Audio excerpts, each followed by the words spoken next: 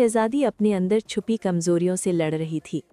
एक सायादार जानवर उनके रास्ते में आ गया, जो सिर्फ उनके अंदर की ताकत और इत्तेहाद की जांच ले रहा था।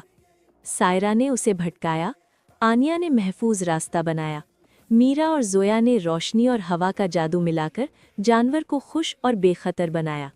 ये एक सबक था, ताकत इकट्ठी करने से बढ़ती है। शहजादियाँ अपनी अपनी ताकतों का जवाहर हासिल करती हैं।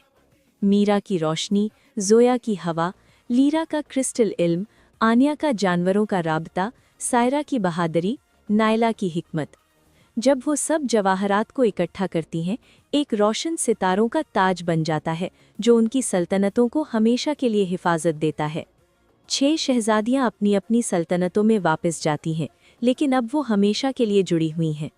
रात को सितारे देखकर वो याद करती हैं कि किस तरह इत्तेहाद, बहादुरी, इल्म, 6 दिल, 6 ताकतें, एक मुक़द्दर, हज़ारों सितारों से ज़्यादा रोशन।